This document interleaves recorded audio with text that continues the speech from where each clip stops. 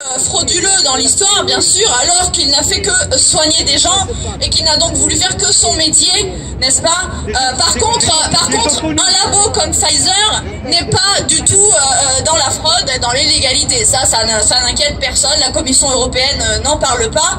Hein, on est d'accord. Et le monde entier ne s'inquiète pas et ne s'insurge pas de savoir qu'on fait confiance à Pfizer, qui est un labo qui est spécialisé, qui prévoit même dans ses campagnes de payer des milliards d'euros d'amende pour la corruption, pour les publicités mensongères sur les composants de ces médicaments.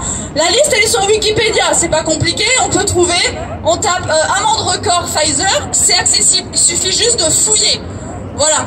Donc bravo en tout cas encore une fois, et il faut qu'on en parle autour de nous, il faut que les gens se rendent compte de la réalité.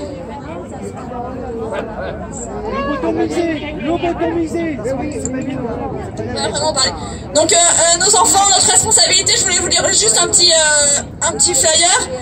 Avant d'engager la santé de nos enfants, il est indispensable d'avoir toutes les données nécessaires à l'éclairage de notre choix. Les jeunes sont très peu touchés par le Covid. Aucun enfant en bonne santé n'est décédé. Les 13 décès qui sont à déplorer étaient atteints de graves comorbidités. La thérapie ARN n'empêche pas la transmission du virus. Les données actuelles ne permettent pas de garantir qu'une personne vaccinée ne soit pas contaminée à nouveau par le virus, ni qu'elle ne soit pas contagieuse. La situation inquiétante d'Israël est révélatrice, avec un taux élevé de personnes vaccinées, malades, sévères. L'immunité naturelle est plus efficace. Des effets indésirables graves ont été déclarés chez les jeunes à travers le monde. Alors chez les adultes aussi, hein, on en connaît des milliers, malheureusement, et tous ces gens-là se retrouvent totalement seuls avec toute leur maladie, effets indésirables graves. Mais chez les enfants aussi, des myocardites, des péricardites, des paralysies, des décès. D'ailleurs, Taïwan a arrêté les injonctions de la deuxième dose de Pfizer chez les enfants. C'est pas par hasard. Les effets à moyen et long terme sont inconnus et les effets sur les jeunes sont très récents. Avec la 5G. Les autorisations de mise sur le marché sont conditionnelles. Elles seront définitives quand les essais cliniques s'achèveront et auront prouvé un rapport bénéfice-risque positif. Pfizer, en essai de phase 3, achèvera ses tests en 2023.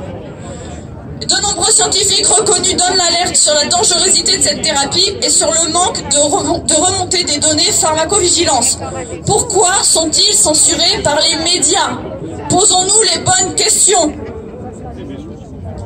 Donc, quel bénéfice-risque pour les jeunes? Bénéfice aucun. Ils n'ont aucun bénéfice, et d'ailleurs, on le voit bien, s'il y a à nouveau le port du masque à l'école, c'est juste pour faire culpabiliser les parents, parce qu'en vérité, on les laisse faire leur immunité, il va rien se passer. Donc ça, c'est juste, encore une fois, de la culpabilité pour forcer à la vaccination. C'est la muselière. Cependant, donc, être vacciné, donc oui, n'empêche pas la transmission du virus. Les risques, eh bien les risques, ils sont nombreux. Il y a les effets indésirables graves à court terme. Il y a à moyen et long terme, on ne sait pas. Et leurs produits sont encore donc en phase de test, comme je disais, et doivent être soumis à études pour garantir leur sécurité.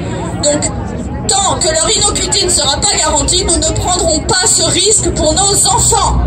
Voilà.